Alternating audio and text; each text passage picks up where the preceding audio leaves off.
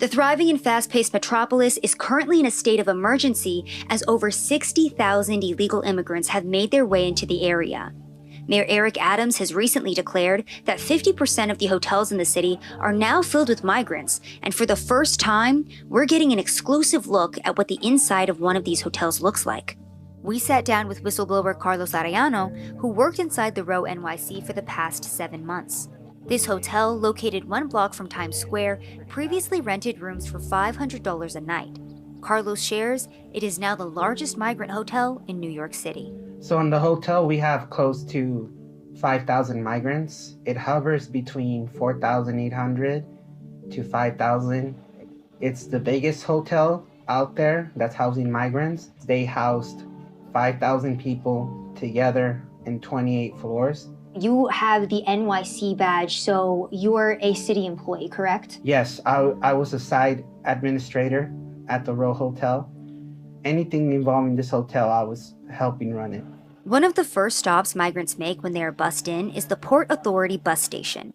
It's at this station that they are first dropped off, assigned a hotel, and sent to locations such as the Row NYC.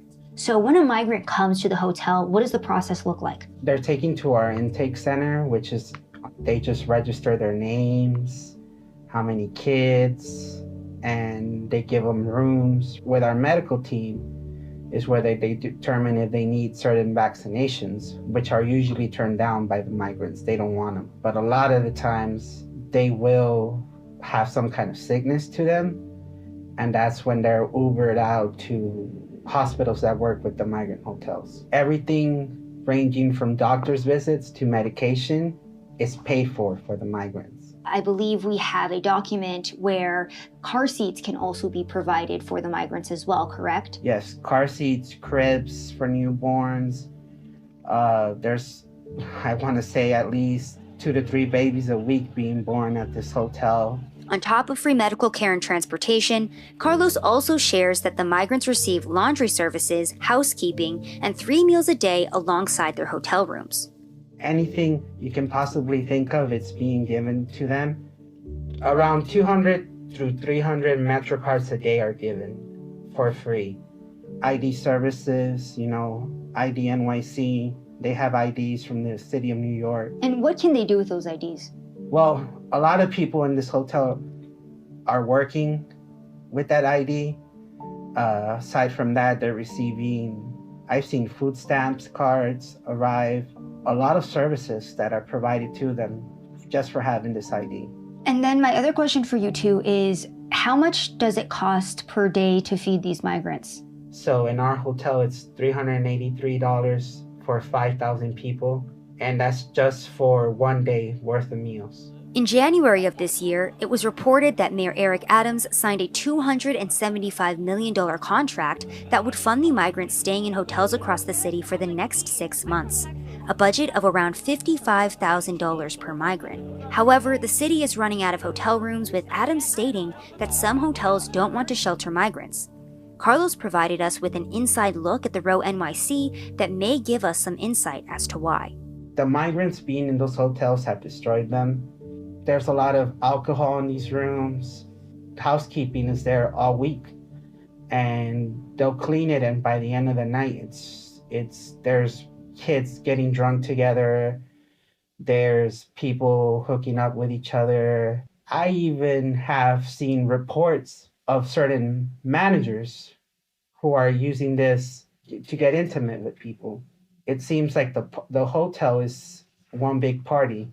There's multiple guns in these rooms as well. The alarming thing is that this hotel is meant to be a family hotel. One situation that I'll never forget was I was on my lunch break and I was at Walgreens, and while I was in line, I saw one of the migrants sticking alcohol into their children's backpack.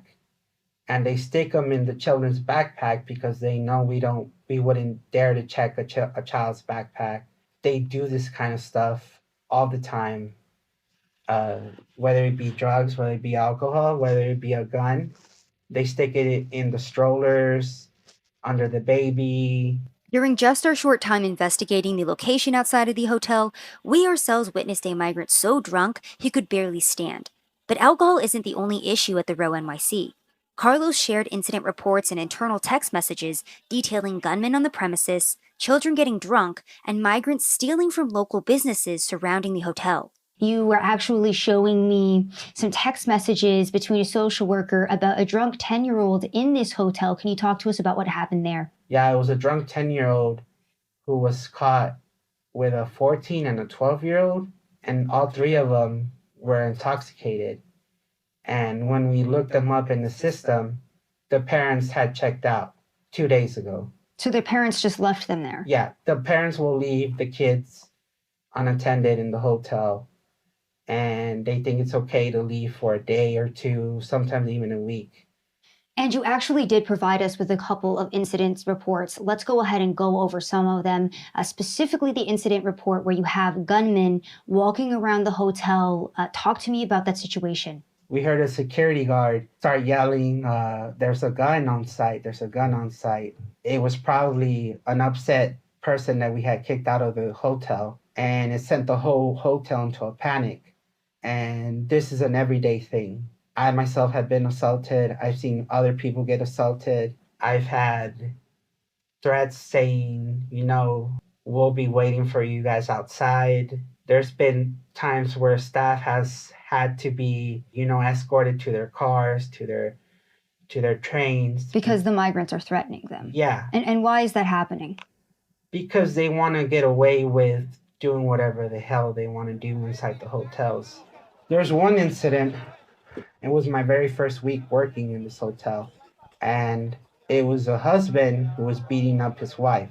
It was my job and others' jobs to separate them. The brother of the husband shows up and starts telling the wife, why would you report him? Now they're going to kick him out of the hotel and deport him out of the country, which didn't happen.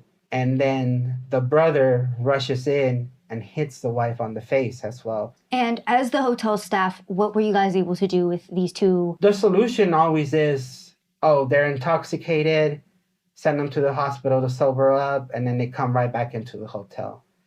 It's either the hospital or it's either send them to Port Authority and let the husband who's intoxicated get another hotel paid by the taxpayers of New York.